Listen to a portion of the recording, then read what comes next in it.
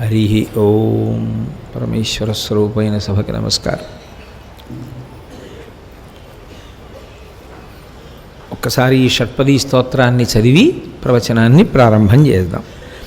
అవినయమపనయ విష్ణో దమయ మనః శమయ విషయ మృగతృష్ణాం భూతదయాం విస్తారయ తారయ సంసారసాగరతః దివ్యధునీ మకరందే పరిమళ పరిభోగ సచ్చిదానందే శ్రీపతి పదారవిందే భవభయఖేదచ్చిదే వందే సత్యపి భేదాపగమేనాథ తవాహం నమామకీనస్త్వం సాముద్రోహి తరంగః క్వచన సముద్రో నతారంగః ఉద్ధృతనగ నగభిదనుజ ధనుజకులామిత్ర మిత్రశశిదృష్టే దృష్టే భవతి ప్రభవతి నభవతి కిం భవతిరస్కారః మత్స్యాదిభిరవతారైః అవతారవతావతా సదా వసుధాం పరమేశ్వర పరిపాల్యో భవతా భవతాపభీతోహం దామోదర గుణమందిర సుందరవదనారవింద గోవింద భవజలధి మదనమందర పరమందరమపనయ త్వం మే నారాయణ కరుణామయ శరణం కరవాణి తావకౌ శరణౌ ఇతి షట్పదీ మదీయే వదన సరోజే సదా వసతు.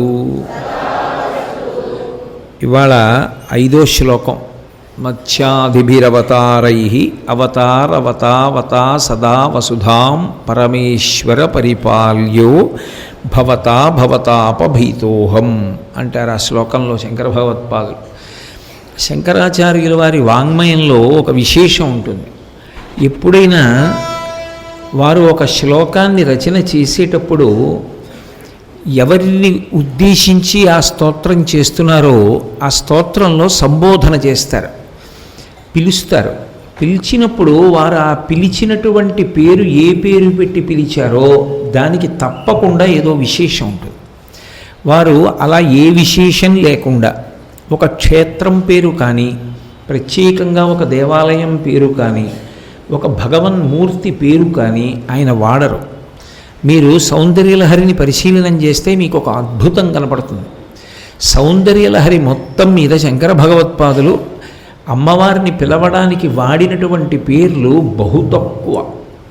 మీరు ఆ శ్లోకంలో శంకరాచార్యుల వారు ఏం చెప్దామనుకుంటున్నారు అన్న విషయం ఆ శ్లోకంలో ఆయన అమ్మవారిని ఏ పేరు పెట్టి పిలిచారు అన్నదాన్ని బట్టి పట్టుకోవలసి ఉంటుంది. అంత గొప్పగా పిలుస్తారు. ఆ సంబోధన అనేటటువంటి దాని వెనక గొప్ప ఉపదేశాన్ని ఉంచుతారు ఆయన. మీరు ఈ శ్లోకాన్ని చూడండి. ఆయన ప్రార్థన చేస్తూ ఎవరిని నేను ప్రార్థన చేస్తున్నాను అన్నదానికి మొట్టమొదటి శ్లోకంలోనే చెప్పారు. అవినయమపనయ విష్ణో అన్నారు. శ్రీ మహావిష్ణువుని నేను ప్రార్థన చేస్తున్నాను. ఎందుకు విష్ణువునే పూజ చేయాలి?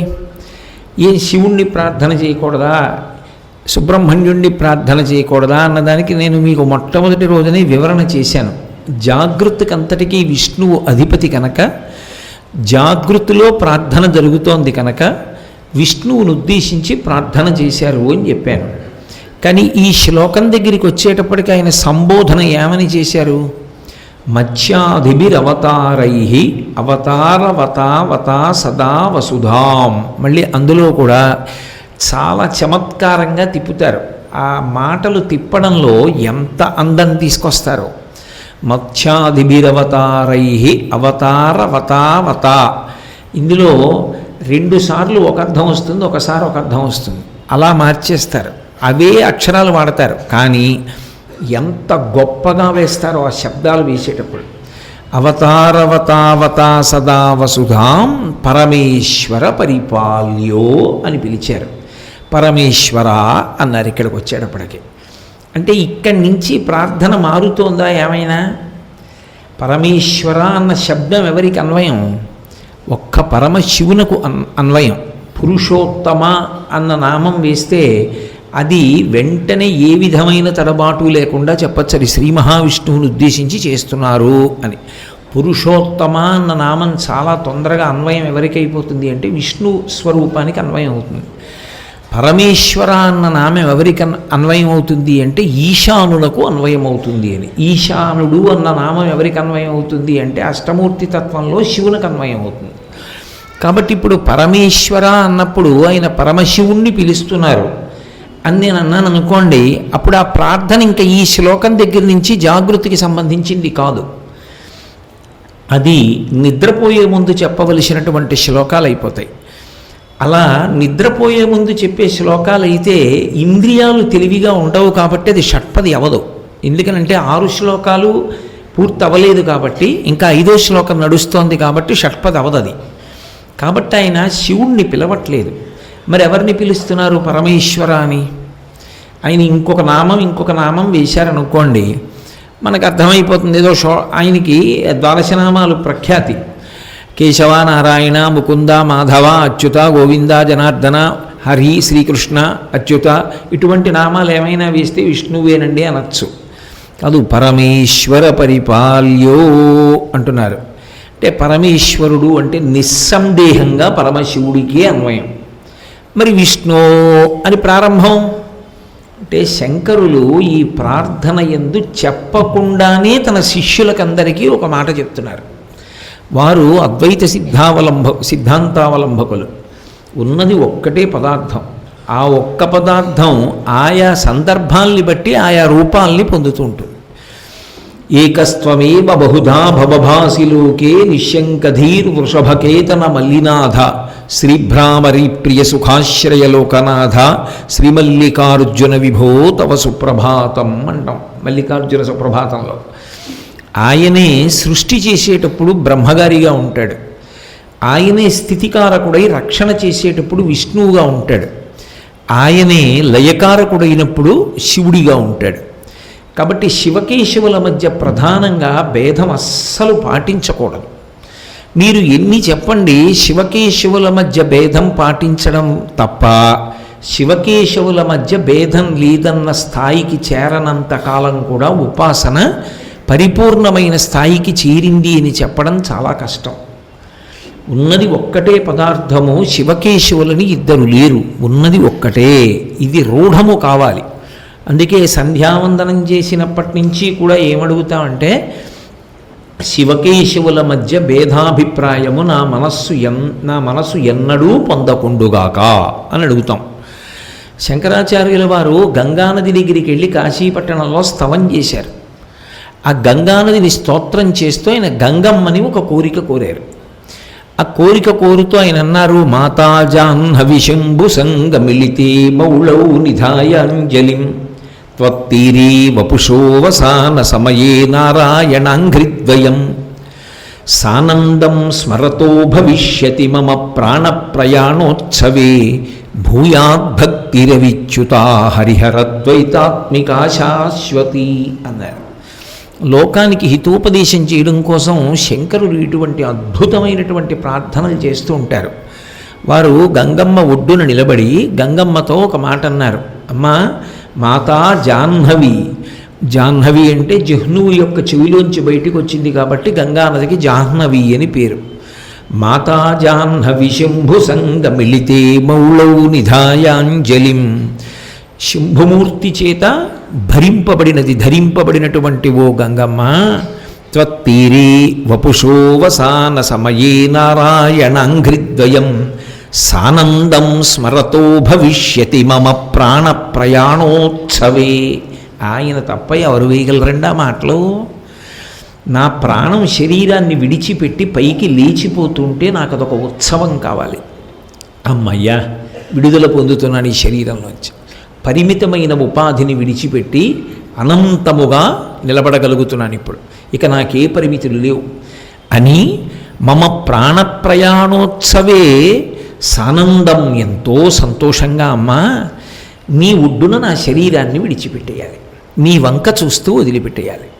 త్వత్తీరే వపుషోవసాన సమయే నారాయణాంఘ్రిద్వయం, అప్పుడు నాకు శ్రీమన్నారాయణుని యొక్క పాదముల జంట కనపడాలి.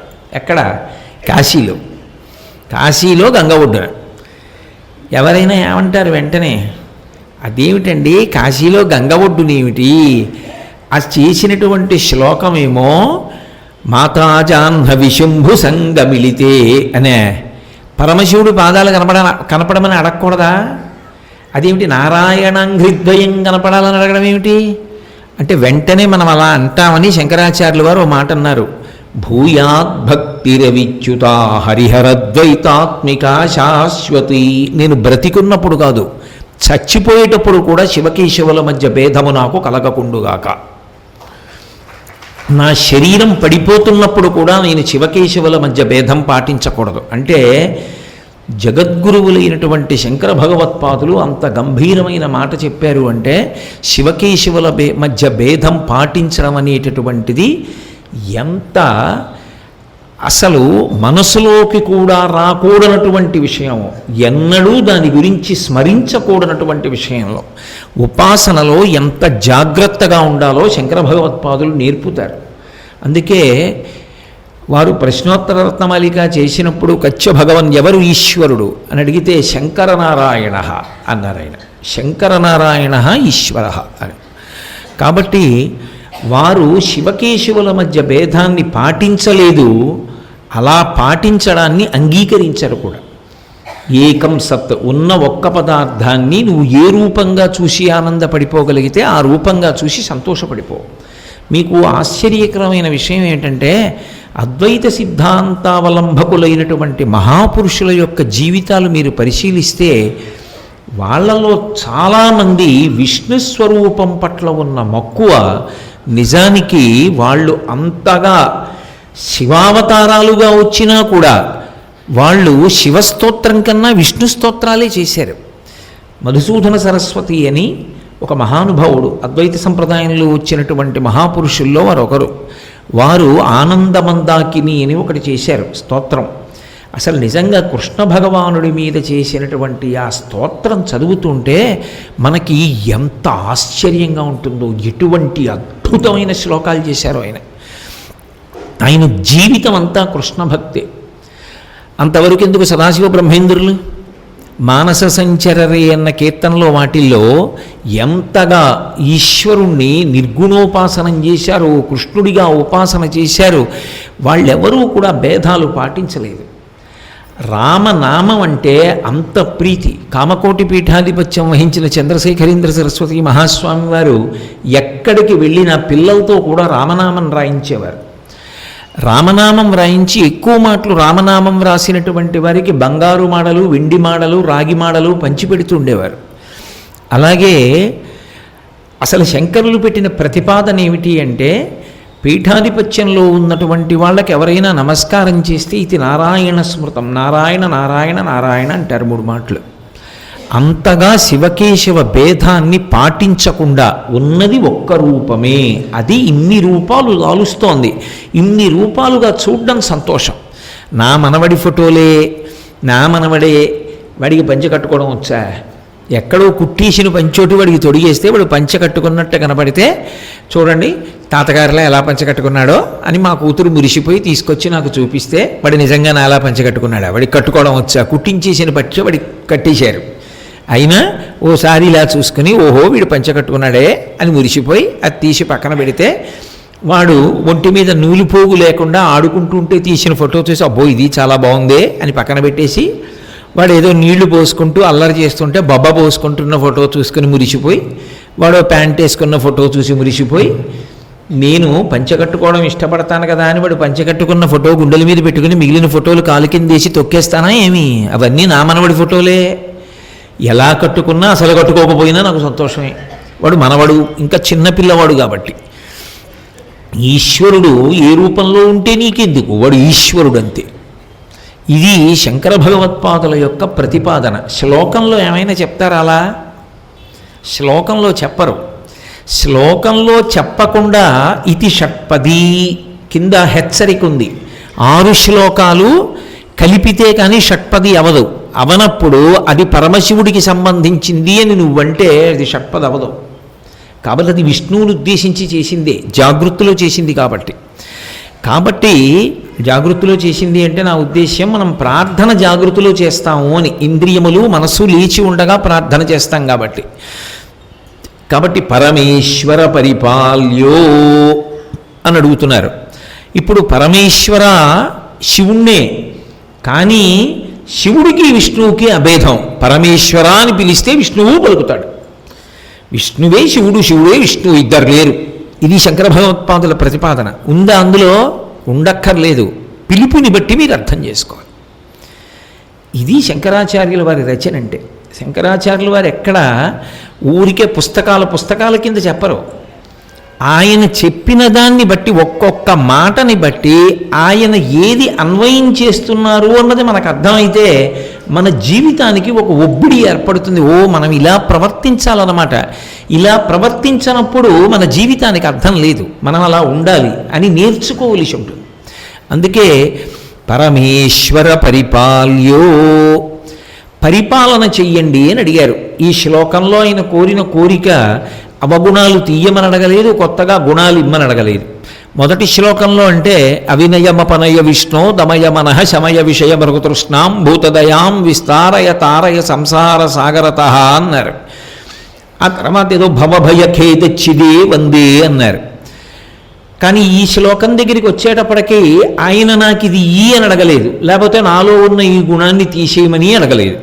పరమేశ్వర పరిపాల్యో అన్నారు. పరమేశ్వర పరిపాల్యో అంటే పరిపాలన అన్న మాటకు అర్థం ఏమిటి అంటే, పరిపాలన అన్న మాటకు అర్థం రక్షించుట.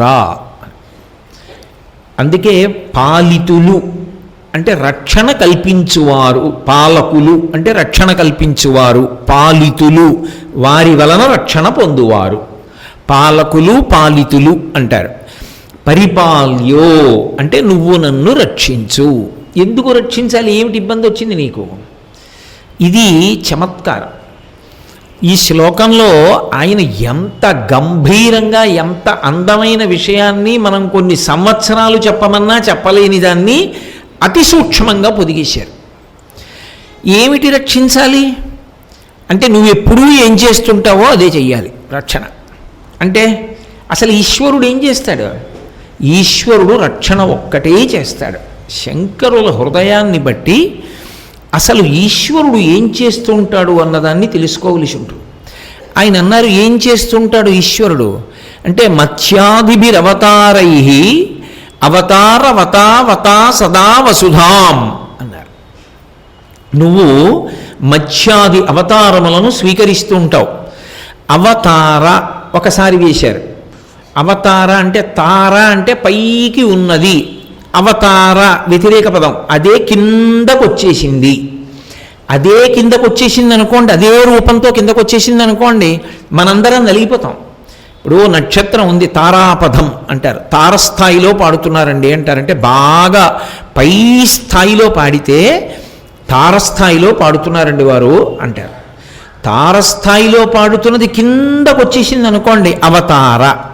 ఇప్పుడు నక్షత్రం కిందకు వచ్చేసింది అనుకోండి, భూమి కన్నా కొన్ని వేల రెట్లు పెద్దది నక్షత్రం. అప్పుడు భూమి మీద ఉన్న ప్రాణులు నలిగిపోతాయి, అన్నీ మరణిస్తాయి. మరి ఎందుకు వస్తాడు ఆయన అలా కిందకి అంటే ఆయన ఏ రూపంతో ఉంటాడో ఆ రూపంతో రాడు. నిజానికి ఆయన రూపం నిర్గుణం, వ్యాపకత్వం. అంతటా నిండి నిబిడీకృతమైపోయి ఉంటాడు. అంతర్బహిష్య తత్సర్వం వ్యాప్య నారాయణ స్థిత. ఎలా ఉంటాడు అంటే పాలలో నెయ్యిగా ఉంటాడు. పాలలో నెయ్యి పైకి కనపడుతుందా? కనపడదు. కానీ కొంత సాధన చేస్తే పాలలో నెయ్యి పైకి వస్తుంది. అలా ఇందుగలడందులేడని సందేహము వలదు చక్రి సర్వోపగతుండెందెందు వెదకి చూచిన అందందే కలడు దానమగ్రణి వింటే. అంతటా ఉంటాడు. అంతటా ఉన్నాడు అన్నప్పుడు ఈ కంటికి దొరకడు.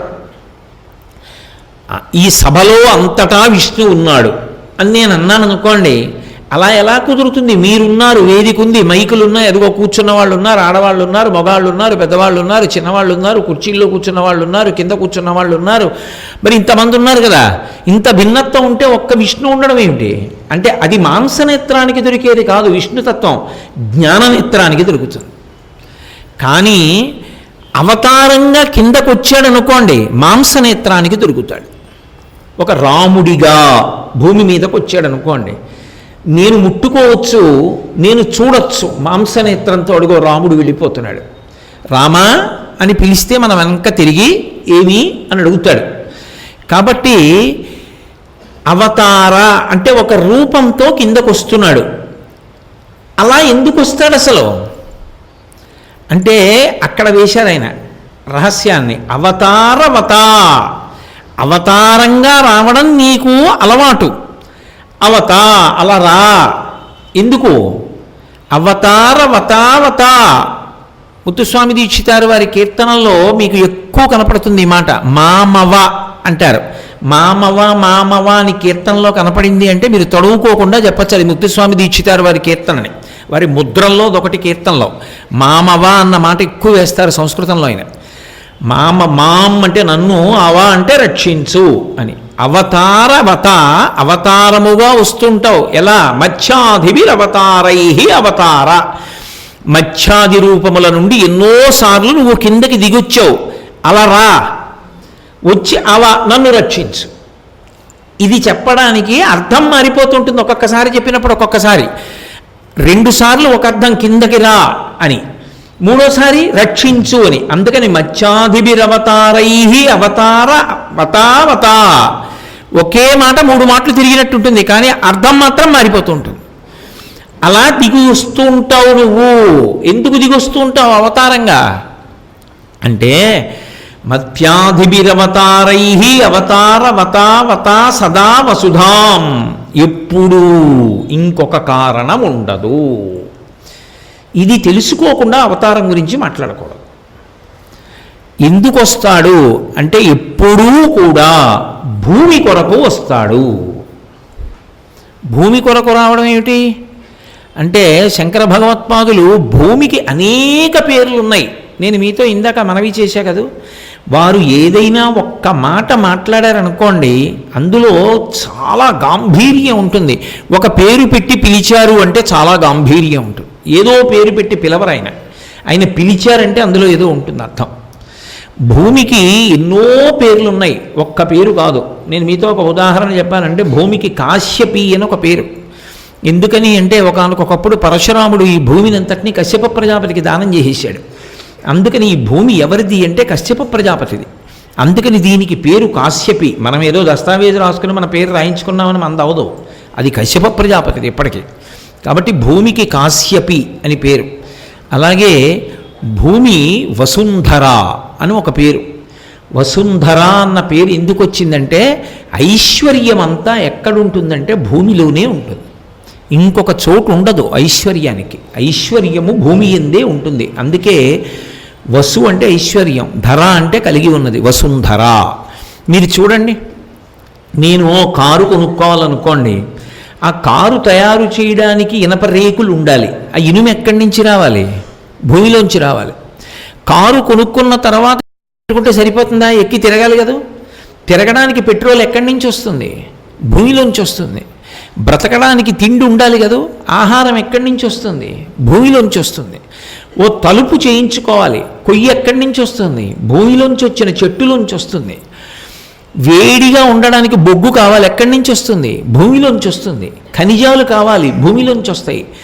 మీకు కావలసిన సమస్త ఐశ్వర్యము ఎక్కడి నుంచి వస్తుంది అంటే భూమిలో నుంచే వస్తుంది. అందుకే దీని పేరు వసుంధర. ఎంత ఉంది ఇందులో చెప్పగలిగిన వాడెవడు లేడు.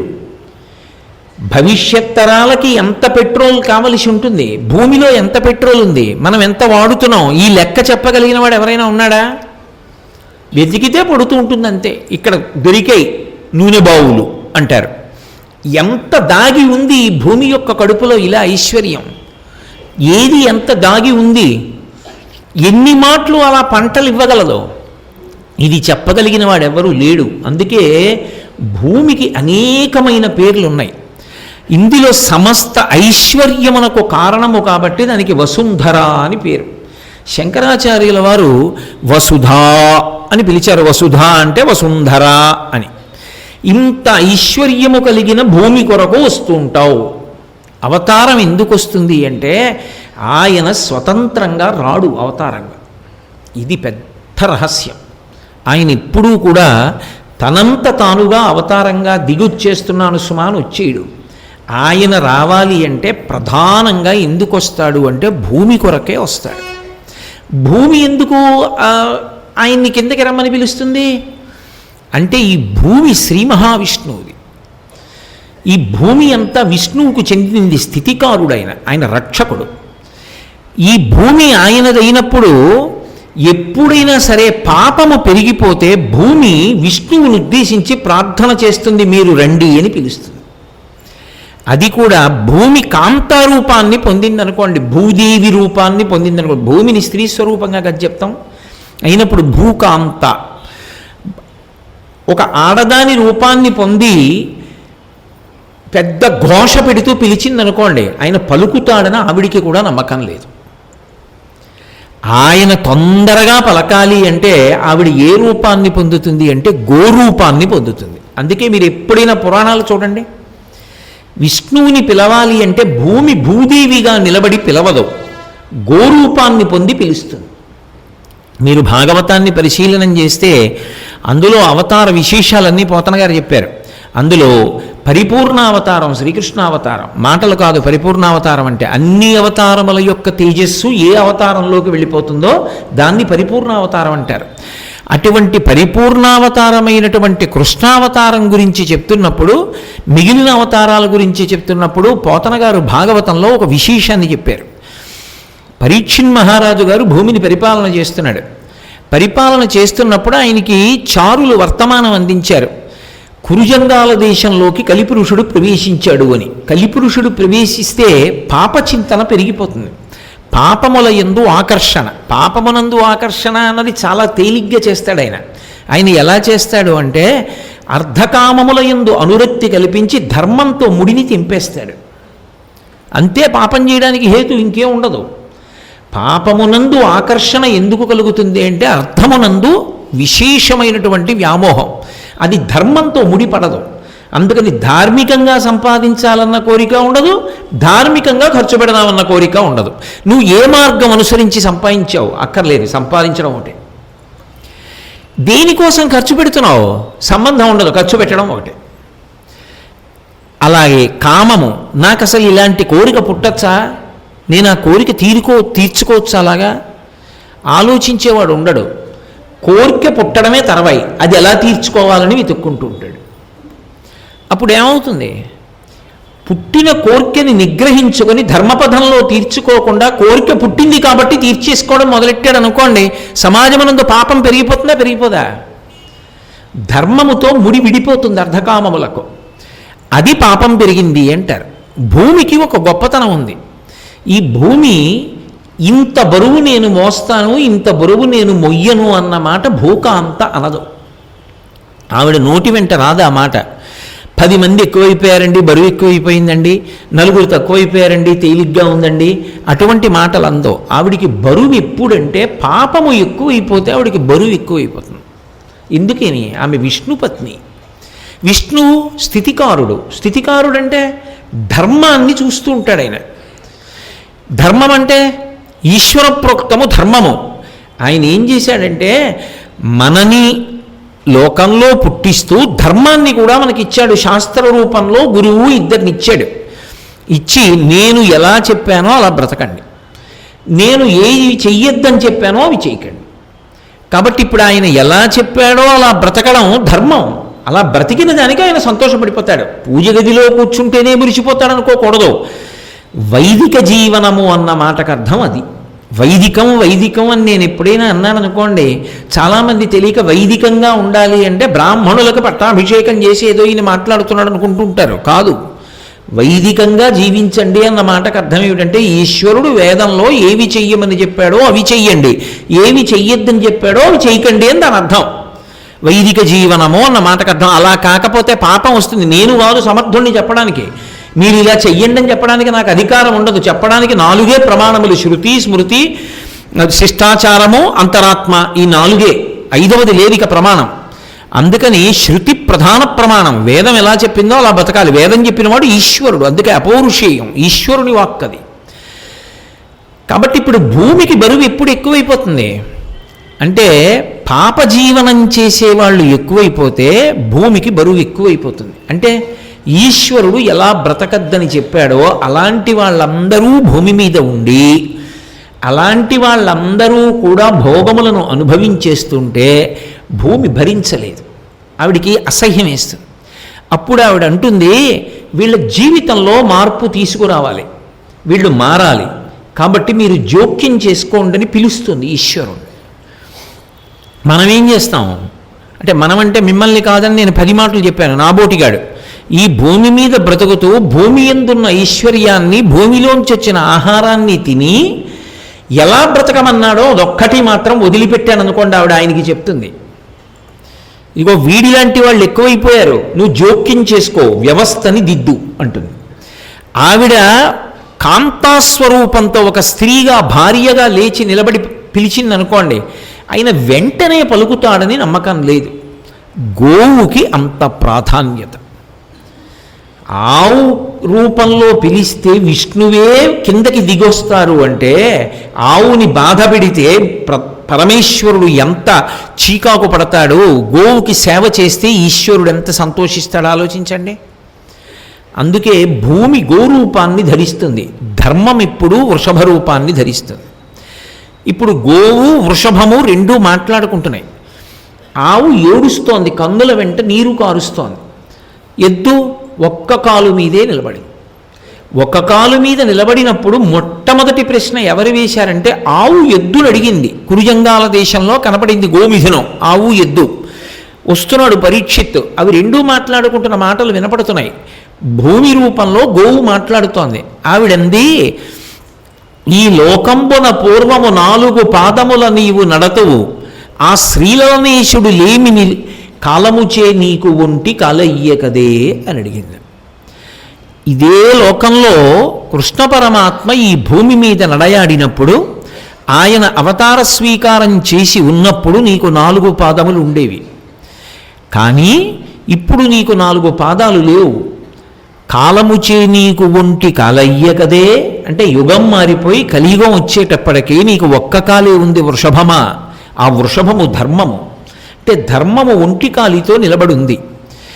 ఇప్పుడు ఆవిడ ఏడుస్తోంది. ఏడుస్తుంటే ధర్మం అబ్బో చాలా పెద్ద విషయాన్ని చెప్పాడు, ఎందుకు నేను ఇలా ఒక్క కాలుతో ఉన్నానో తెలుసా అని యుగలక్షణాలు కొన్ని చెప్పాడు ఆయన. భర్తలు భార్యల్ని పోషించరు, భర్తకి భార్యని విడిచిపెట్టేశాను అన్న మాట చాలా తేలికైపోతుంది. అంత తొందరగా విడిపోవడం మొదలు పెడతారు దంపతులు లోకంలో. బిడ్డల్ని తల్లిదండ్రులు పోషించరు, తల్లిదండ్రుల్ని బిడ్డలు పోషించరు. పరిపాలన చెయ్యడానికి వేరువేరు గీటురాళ్ళు ఉండవు, రకరకాలైన ఇతర గీటురాళ్ళు వస్తాయి. ఇలా ఎన్నో విషయాలు చెప్పింది ధర్మదేవత. అందుకు నేను ఒక్క కాలుతో ఉన్నాను అంది. అంటే అప్పుడు భూమి ఒక మాట చెప్పింది గోరూపంతో, అది అద్భుతమైన మాట. ఏది సారవంతమో దాన్ని చాలా తేలిక మాటలతో ఇస్తుంటారు పోతన గారు. ఆ గోవంది భూరూపంలో ఉండి నువ్వెందుకు ఏడుస్తున్నావు అని అడిగింది ధర్మం. అడిగితే అప్పుడు గోవంది నేను ఎందుకు ఏడుస్తున్నానో తెలుసా, నువ్వు ఇలా 3 కాళ్ళతో ఉన్నావని ఏడుస్తున్నాను. 2 ఇవాళ ఉన్నటువంటి ఈ పరిస్థితిని చూస్తే పాపం విలయతాండవం చేస్తోంది లోకంలో. ఇలా పాపం పెరిగిపోయింది అనడానికి నా దగ్గర కొన్ని గుర్తులుంటాయి. వాటిని బట్టి పాపం పెరిగిందని నేను పట్టుకుంటాను. ఎలా? దేవతలకు, ఋషులకు, పితృదేవతలకు, నీకు, నాకు, ధీయుతులకు, గోవులకును, నానావర్ణాశ్రమములకు బాధయనచు కుందెదననగా. ఈ 8 పాపం పెరిగిందనడానికి, పాపం పెరగలేదనడానికి భూమి ఆధారంగా తీసుకుంటుంది, లెక్కలోకి తీసుకుంటుంది. ఇది అవతారం రావడానికి కారణం. ఇదే ఆయన సూక్ష్మంగా అన్నాడు, యదా యదా హి ధర్మస్య గ్లానిర్భవతి భారత అన్న మాటని. అసలు రహస్యం శంకర భగవత్పాదులు చెప్తున్నారు. ఎందుకు వస్తాడు అంటే, ఇదిగో 8 భూదేవత లెక్క పెట్టుకుంటూ ఉంటుంది. ఏ 8 దేవతలకు ఏదైనా సరే దేవతల యొక్క అనుగ్రహం, మనం ఏది పొందనివ్వండి, దేవతల అనుగ్రహం. 2 కళ్ళు కనపడుతున్నాయంటే సూర్యచంద్రుల అనుగ్రహం. అవయవాలన్నిటా దేవతలు ఉంటారు. బయట వర్షం పడింది అంటే ఇంద్రుడి అనుగ్రహం.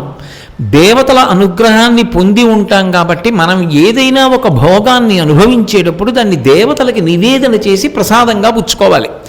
గృహదేవతలు అంటారు. ఇంట్లో కూడా సింహాసనంలో దేవతలు ఉంటారు. మీరు ఏది తింటున్నారో అది గృహదేవతలకి నివేదన చెయ్యాలి, చేసి తత్ప్రసాదంగా పుచ్చుకోవాలి. ఒక యజ్ఞమో యాగమో చేస్తూ ఉండాలి, చేసి దేవతలకి హవిస్సిస్తూ ఉండాలి. వాళ్ళు ప్రత్యక్షంగా తింటారు. నైవేద్యం పెడితే కంటితో చూస్తారంతే. యజ్ఞయాగాది క్రతువులు చెయ్యాలి. దేవతలకు మొట్టమొదట నేను ఏది లెక్కలో పెట్టుకుంటానంటే, యజ్ఞయాగాది క్రతువులు ప్రోత్సహింపబడడం కానీ యజ్ఞయాగాది క్రతువులు కానీ తగ్గిపోతాయి, చేసేవాళ్ళు ఉండరు. కాబట్టి దేవతలు ఆకలితో ఉంటారు. అది పాపం పెరిగిందనడానికి నాకు మొదటి లెక్క. మనుష్యులు కృతజ్ఞత మరిచిపోయి వాళ్ళు ఎవరు ఉపకారం చేశారో వాళ్ళకు ఉపకారం చెయ్యడం మానేశారు. పురాణాలు ఏదో ఆ కాలక్షేపం కోసం వచ్చినవి అని మీరు అనుకోకండి.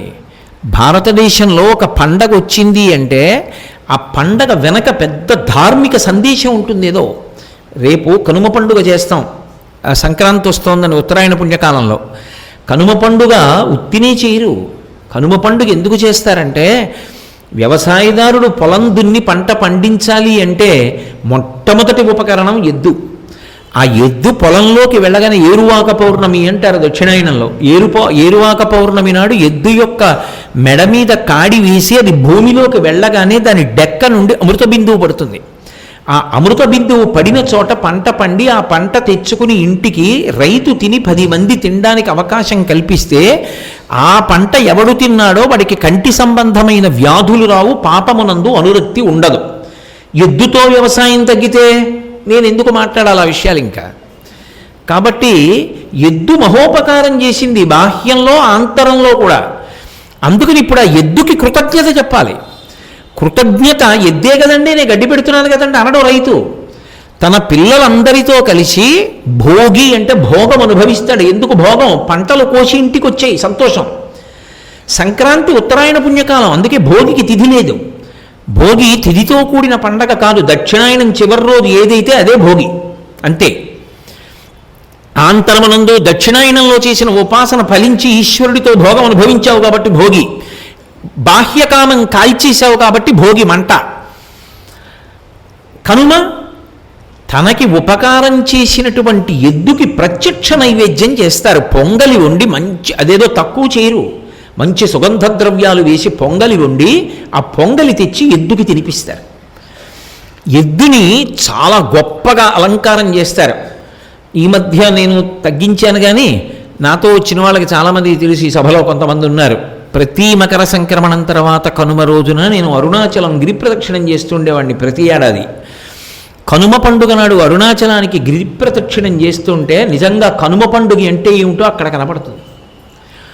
ఎక్కడ చూడండి ఆవులకి, ఎద్దులకి, దూడలకి, పశువులకి ఎంత గొప్ప అలంకారం చేస్తారో. చేసి శివాలయాల్లో నందీశ్వరుణ్ణి చూసి తీరాలి, ఏమి అలంకారం చేస్తారో నిజంగా. అందుకే సుసంపన్నమైంది అక్కడంతాను. అంత గొప్పగా మనకి ఉపకారం చేసిన వాడికి ప్రత్యుపకారం కృతజ్ఞతగా చేస్తారు, పిల్లలకి నేర్పుతారు. ఇది ఈ జాతి యొక్క లక్షణం. కృతీచ ప్రతికర్తవ్యం దేశధర్మ సనాతన. ఉపకారం చేసిన వాడికి ప్రత్యుపకారం చెయ్యాలరా. అది ఎద్దే కావచ్చు, దాని ఉపకారానికి ప్రత్యుపకారం పూజ చేస్తున్నాను. ఇది ఈ దేశ లక్షణం. కాబట్టి దేవతలకి మాత్రం ప్రత్యుపకారం ఉండదు. నీకు వాళ్ళని ఇచ్చారు, నువ్వు కనీసం ఒక యజ్ఞమో ఒక యాగమో ఒక హోమమో ఏదో చేసి హవిస్సు ఇవ్వాలి. గృహదేవతలకు నైవేద్యం పెట్టాలి. ఏడాదికి ఒకసారి నువ్వు ఏ ఊళ్ళో ఉన్నావో ఆ ఊరికి అధిష్టాన దేవతకి నైవేద్యం పెట్టాలి. అసలు యథార్థంగా మాట్లాడాలి అంటే ఊరు విడిచిపెట్టేటప్పుడు ఊరి పొలిమేర దగ్గరికి వెళ్ళగానే చెప్పులిప్పి ఊరి అధిష్టాన దేవతకి నమస్కారం చేయాలి. అమ్మా, నేను ఇంకొక ఊరు ఎడుతున్నానమ్మా వ్యవహారం మీద, మళ్ళీ తొందరలో తిరిగి వచ్చేసేటట్టుగా మళ్ళీ నాకు ఇక్కడ నూకలు అనుగ్రహించమ్మా అని అడగాలి. అందుకే ఆవిడ నూకాలమ్మ, కాకినాడకు అధిష్టానం. మళ్ళీ ఊరి పొలిమేరలోకి రాగానే చెప్పులు విప్పి మళ్ళీ ఒకసారి తలుచుకుని నమస్కారం పెట్టాలమ్మా, నాకు ఊళ్ళో నూకలు మిగిల్చావు, క్షేమంగా తీసుకొచ్చావు తల్లి, నీకు నమస్కారం అని చెప్పాలి. మీరు రామాయణం చదవండి. ఒకానొకప్పుడు లవకుశుల్లో కుశుడు అయోధ్యాపట్టణాన్ని విడిచి వెళ్ళిపోతే అయోధ్యాపట్టణ అధిష్టాన దేవత ఆయనకి కల్లో కనపడింది వెనక్కి రమ్మని. ఊరికి అధిష్టాన దేవతలు ఉంటారు. ఆ దేవతలకి ఏడాదికి ఒకసారైనా అమ్మవారికి నైవేద్యాలు పెట్టామండి అని నైవేద్యాలు పెడతారు. ఆ కృతజ్ఞత తగ్గిపోతే, కృతజ్ఞత ఏర్పడితే భూదేవి దాన్ని పాపం కింద లెక్క కట్టుకుంటుంది. దేవతలకు ఋషులు మన కొరకని గొప్ప వాంగ్మయాన్ని ఇచ్చారు. ఏడాదికి మీరు క్షమించండి, నేను ఇలా అన్నానని నేను ఎవరిని విమర్శించడం నా ఉద్దేశ్యం ఎప్పుడూ కాదు. ఏడాదికి మనం తినేసేటటువంటి పదార్థముల యొక్క విలువ, మనం భోగం అనుభవించడానికి వాడేటటువంటి వస్తువుల యొక్క సేవల విలువ కోటి రూపాయలున్నా ఆశ్చర్యం లేదు. కానీ రామాయణం 6 కాండల పుస్తకాలు తీసుకొచ్చి ఇంట్లో ఉంటాయా? నువ్వు చదివావా చదవలేదా పక్కన పెట్టు. రామాయణం 6 కాండలు ఇంట్లో ఎందుకు బరువు? నువ్వు చదవకపోతే ఓ పువ్వు ఎందుకు ఇయ్యవు? ఋషి అందించిన రామాయణం అక్కర్లేదు, భారతం అక్కర్లేదు, భాగవతం అక్కర్లేదు, తాతగారి ఫోటో అక్కర్లేదు, నాయనమ్మ ఫోటో అక్కర్లేదు, నాన్నగారి ఫోటో అక్కర్లేదు, అమ్మ ఫోటో అక్కర్లేదు. 75 ఏళ్ళు వచ్చినా కూడా ఇంకా నాన్నగారని నాన్నగారి పేరు చెప్పి నాన్నగారి కోరిక తీర్చడానికి సీతారామ కళ్యాణం చేయించి ఇన్ని సభలు పెట్టి తను సంపాదించుకున్న కష్టపడిన డబ్బంతా వెచ్చించి తిరిగేవాడు ఎక్కడో మాధవరావు గారు లాంటి వాడు ఉన్నాడు. ఇంకా అందుకు ఇంత తాపత్రయంగా నేను ఈ సభలకు వచ్చింది. కనీసం అటువంటి వాడు పిలిచినప్పుడు వచ్చి ఉపన్యాసం చెప్పకపోతే కృతజ్ఞుడైపోతాను, నాకు వచ్చిందైనా నీ చెయ్యాలని. కాబట్టి ఏది మరి ఋషులకు ఏమిటి ప్రత్యుపకారం? కనీసం రామాయణం కొనవు, ఒక్క పుస్తకం తీసుకురావు, ఇచ్చేవాడి దగ్గర రామాయణం కొనడం బరువండి. పోని శ్రీరామ రాయవు. ఎప్పుడు ఋషుల యొక్క రుణం తీర్చుకునే ప్రయత్నం చెయ్యవు, పాపము కింద భూమి ఖాతాలో వేసుకుంటోంది. ఇవి నేను చెప్పినప్పుడు మిమ్మల్ని కాదు, బాగా గుర్తుపెట్టుకోండి, నన్ను అంటున్న మాటలు. కాబట్టి ఋషులకి రుణం తీర్చుకో. అక్కర్లేని విషయాలు ఎన్ని మాట్లాడతాడో. రామాయణంలో ఒక్క శ్లోకం చదవడం, అసలు పుస్తకం పట్టుకోడు జీవితం మొత్తం మీద. 55 ఏళ్ళు వచ్చే ఎప్పుడైనా రామాయణం పుస్తకం పట్టుకు చదివావా? నేను ఒకసారి సిగ్గుపడ్డా. నేను కాదు చేసింది తప్పు. నేను ఒక కంటి డాక్టర్ గారి దగ్గరికి వెళ్ళాను. నా ముందు ఒక ఆయన ఉన్నాడు. ఆయన కళ్ళు చెక్ చేసి సరిపోయిందో లేదో అర్థం విష్ణు సహస్రనామ స్తోత్రం పుస్తకం, ఒకటి చిన్న పుస్తకం ఇచ్చారు. ఆయన ఇచ్చి ఏరి చదవండి అన్నారు. ఆయన చదవలేకపోతున్నాడు. కనపట్టలేదా అండి అన్నారు. ఆ డాక్టర్ గారు చాలా మర్యాదస్తుడు, ఎంతో ప్రేమగా మాట్లాడుతుంటారు కాకినాడలోనే. ఆయన రామనామం గదు ఆ లక్షణాలు వస్తాయిలా ఉంది. ఆయన ఇలా చూసి, ఏమండి చదవలేకపోతున్నారు, సరిగ్గా కనపట్టలేదా అన్నారు.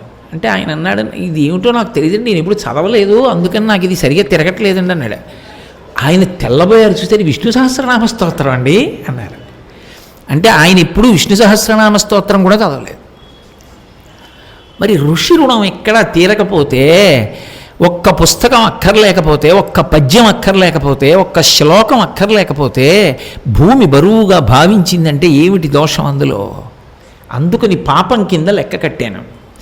ఇది ఎక్కువైపోతే, మెల్లిగా ఈ జాడ్యం అందరిలోకి వెళ్ళిపోతే అప్పుడు నేను పిలుస్తాను ఆయనంది. కాబట్టి ఇలా నేను ఎన్నని చెప్పను. ఇప్పుడు భాగవతోపన్యాసం కాదుగా, దేవతలకు, ఋషులకు, పితృదేవతలకు తండ్రికి తద్దినం పెట్టడం, తల్లికి తద్దినం పెట్టడం. తను పుట్టినరోజు చేసుకోవడానికి, పెళ్లి రోజు చేసుకోవడానికి ఎన్నైనా కల్పిస్తాయి. తండ్రికి తద్దినం పెట్టడానికి మాత్రం ఏదో మఠం ఉంటుంది, అక్కడ డబ్బిచ్చి వచ్చేస్తాడు. ఎంత విచిత్రం!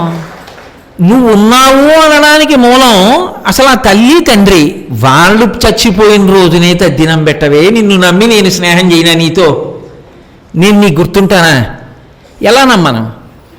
కాబట్టి పితృదేవతలకు, నానావర్ణాశ్రమములకు, గోవులకు, పట్టపగలు గోవులు హింసింపబడుతుంటాయి, నిష్కారణంగా కొట్టేస్తుంటారు ఆవుల్ని. గోవులకు, ధీయుతులకు, బుద్ధి కలిగిన వారికి, శాస్త్రం ప్రమాణంగా తీసుకునే వాళ్ళకి నానా కష్టాలు వస్తాయి. వాడు చేసిన అపరాధం ఏమిటంటే వాడి శాస్త్రాన్ని నమ్మి ఉండడం, శాస్త్రాన్ని మాట్లాడడం, అందుకోసం వాడి మీద బురద చల్లడం. కాబట్టి ధీయుతులకు, నానావర్ణాశ్రమములకు, గోవులకును, నీకు నాకు అంటే ఎవరు మాట్లాడుతున్నారు? భూమి మాట్లాడుతోంది గోరూపంలో.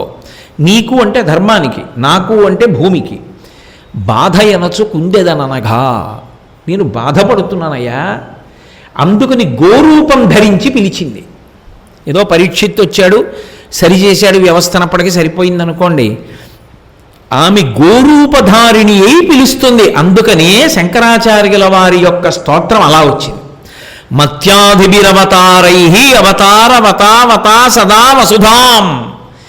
ఆ సమన్వయం తెచ్చారు అంటే శంకర భగవత్పాదులకి శృతిస్మృతి పురాణముల మీద ఉన్న అధికారం అటువంటిది.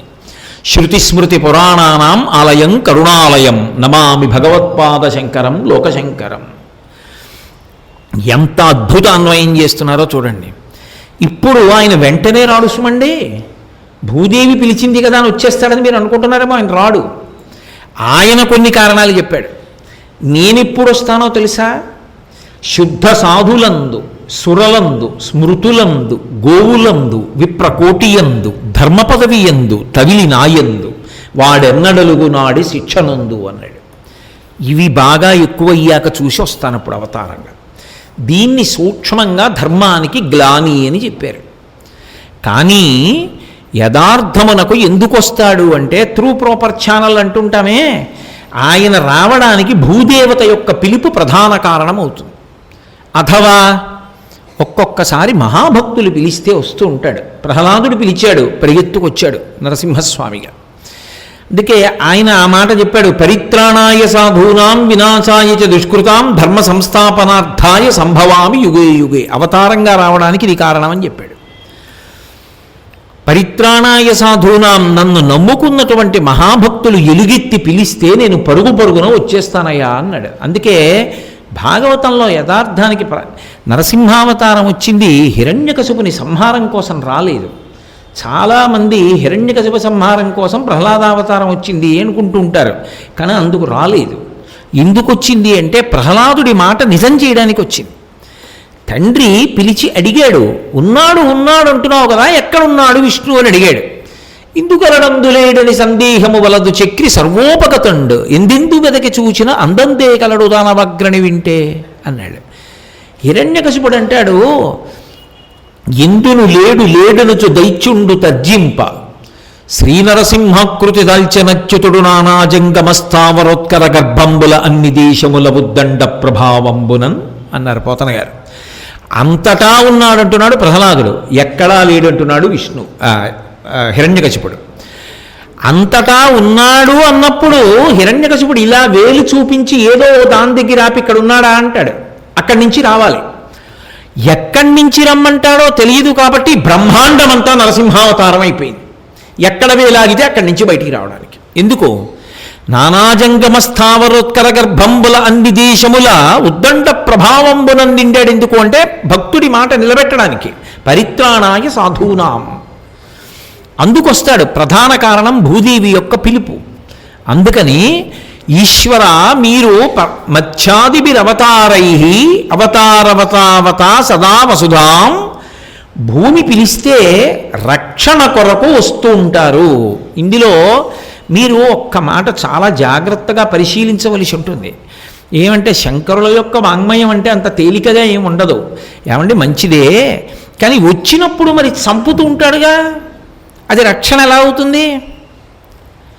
రామావతారంగా వచ్చాడు, ఒక్క ఏదో ఆ సీతమ్మ తల్లిని రక్షించడం, లక్ష్మణస్వామి భరత శత్రుఘ్నులతోటి ఆదర్శవంతమైన సోదరుడిలా బ్రతకడం, దశరథ మహారాజు గారి దగ్గర ఆదర్శవంతమైన కుమారుడిగా బ్రతకడం ఒకటే చేశాడా రాముడు?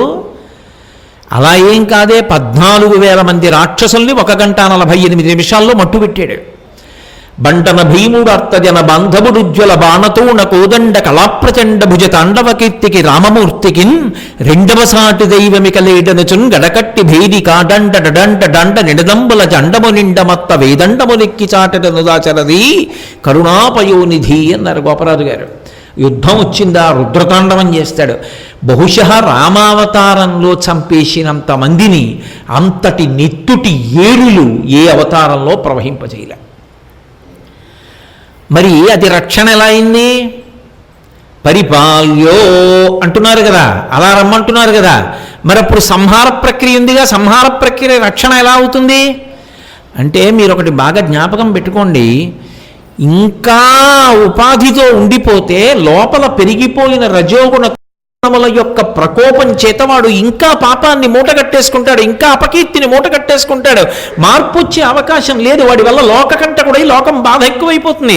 ఇప్పటికే బాధ పడకూడని వాళ్ళు బాధపడిపోతున్నారు ఋషుల దగ్గర నుంచి అందరూ. అప్పుడు ఇంకా ఆ ఉపాధిలోంచి వాడిని విడిపించేస్తాడు. విడిపించేస్తే ఇక పాపాలు చేయడానికి అవకాశం లేకుండా పోయింది. అది రక్షణ కాదని ఎవరన్నారు అప్పుడు? అలా విడిపించాడు కాబట్టి రక్షణ పొందాడు. చూడండి, చాలా కోపంగా వ్యగ్రతతో ఉన్నాడు అనుకోండి, ఒక్కొక్కడు ఊగిపోతున్నాడు వాడు. మీరు కానీ వాడిని అలా వదిలేశారా, ఎవడి మీదకో వెళ్ళి ఏదో చెయ్యరాని పని చేసేస్తాడు. తీసుకెళ్ళి బలవంతంగా ఓ గదిలో తోసేసి తలుపేసి తాళం వేసేశారు. కిటికీలోంచి అన్నం పెడుతున్నారు. ఇప్పుడు వాడి మీద కోపమా? నిజంగా వాడు కాదు తప్పు చేసింది, ఇంకోడు తప్పు చేసింది. వీడు ఇంత వ్యగ్రత పొందాడంటే పాపం న్యాయమే. అంత కోపం అందుకు వచ్చింది వాడికి, అవతల వాడు చేసిన తప్పుకు. మరి వీడిని ఎందుకు గదిలో తోసేసి అన్నం పెడుతున్నారు అంటే వాడిని వదిలేస్తే వాడు చేసిన తప్పు కన్నా పెద్ద తప్పు చేసేస్తాడు ఆవేశంలో. అలా చేయకుండా ఉండాలంటే ఆ కోపం తగ్గే వరకు అందులో ఉండాలి కాసేపు. అందుకు అందులో పెట్టారు. ఇప్పుడు అది రక్షణ భక్షణ. మీరు ఆయన్ని ఇబ్బంది పెట్టారంటారా? 1-2 రోజులు అందులో ఉండబట్టి కొంచెం ఆలోచించుకుని, అయ్యి బాబోయ్ నిజంగా నేను ఆ ఆవేశంలో ఏదైనా చేయరాంది చేసి ఉండుంటే జీవితాంతం ఏమైపోయి ఉండేది కుటుంబం. లోకం తెలుసుకుంది, వాడికి శిక్ష పడింది, వాడు బాధపడ్డాడు, అయిపోయింది. నన్ను లోపల పడేసి 2 రోజులు బలవంతంగా తోసేసి మహోపకారం చేసావయ్యోయ్ అంటాడు. తర్వాత వాడే తోసేసిన వాడిని, అప్పటికి లోపల నుంచి నింద చేసిన. అలా ఇంకా శరీరంలో ఉంటే మహాపాపములు చేసేటటువంటి వాడెవడున్నాడో వాడిలోంచి జీవుణ్ణి వినిర్ముక్తుణ్ణి చేసి ఇక పాపం మూట కట్టుకోకరా, ఇక్కడతోనైనా చాలని చెప్పి ఆప్చేయడం రక్షణ కాదు. అందుకే సంహార ప్రక్రియ రక్షణ కిందకే వస్తుంది తప్ప ఈశ్వరుడు చేసిన ఏ పనైనా కూడా రక్షణయే. అసలు రక్షణ చట్రంలోకి రాని పని ఈశ్వరుని యందు ఉండదు సనాతన ధర్మంలో.